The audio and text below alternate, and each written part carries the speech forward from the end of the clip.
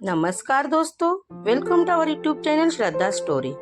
मित्रद्रोह का फल, दो मित्रों की कहानी। बहुत साल पहले हिम्मत नाम के नगर में तो पक्के दोस्त धर्मबुद्धि और पापबुद्धि रहा करते थे। एक दिन पापबुद्धि के मन में ख्याल आया कि क्यों न दूसरे नगर जाकर कुछ पैसे कमाए जाए।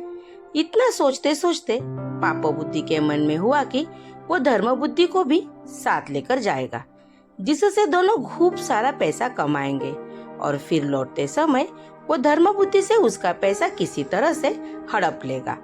अपनी चाल को पूरा करने के लिए उसने धर्मबुद्धि को दूसरे शहर जाने के लिए मना लिया। दोनों अपने नगर से खूब सारा सामान लेकर दूसरे शहर पहुंच गए। कुछ महीनों तक वहीं रहकर धर्मबुद्धि और पापबुद्धि के सामने सामान को काफी अच्छी कीमत में बेचा। जब दोनों ने अच्छी खासी रकम इकट्ठा कर ली तो दोनों एक दिन अपने नगर की ओर लौटने लगे। पापबुद्धि अपने दोस्त धर्मबुद्धि को जंगल के रास्ते से लेकर आया।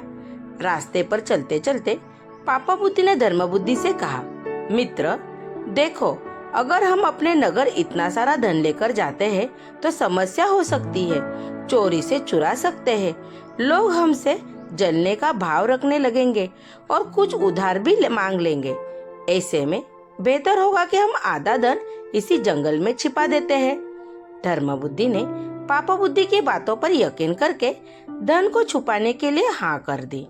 पापबुद्धि ने गड्ढा खोदकर धन को जंगल में एक पेड़ के पास छिपा दिया। फिर कुछ दिनों बाद बिना अपने दोस्त को बताए पापबुद्धि मौका देखकर अकेले सारा धन उस जंगल से लेकर आ गया। समय बीतता गया और एक दिन धर्मबुद्धि को पैसे की जरूरत पड़ी तो धर्मबुद्धि सीधे अपने मित्र पापबुद्धि के पास गया और कहने लगा, मुझे पैसों की जरूरत है, जंगल से पैसे निकाल कर ले आते हैं। पापबुद्धि राजी हो गया और दोनों जंगल की ओर निकल गए।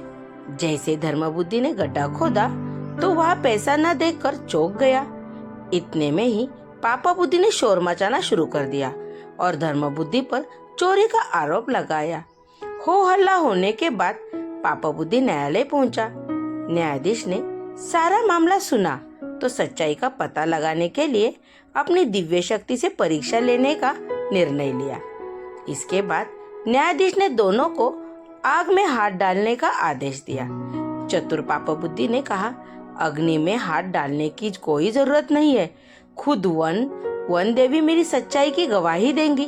न्यायाधीश ने उसकी बात मान ली। धूर्त पापबुद्धि पास के ही एक सूखे पेड़ में छिप गया। जैसे ही न्यायाधीश ने वन देवता से पूछा कि आखिर धन की चोरी किसने की, तो जंगल से आवाज आई, धर्मबुद्धि ने चोरी की है। इतना सुनते ही धर्मबुद्धि ने जिस पेड़ की तरफ से आवाज आई उसी पेड़ को आग के हवाले कर दिया।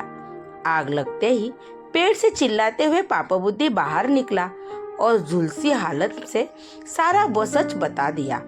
सच्चाई का पता चलते ही न्यायाधीश ने पापबुद्धि को फांसी की सजा सुना दी और धर्मबुद्धि को उसके पैसे दिलवा दिए। कहानी से सीख, दूसरे के लिए बुरा सोचने वाले के साथ बुरा ही होता है। Thank you. कहानी आपको कैसी लगे कमेंट बॉक्स में कमेंट करके बताइए, अपने दोस्तों में शेयर कीजिए। अगर आप इस चैनल पे नए हो तो चैनल को सब्सक्राइब कीजिए। धन्यवाद।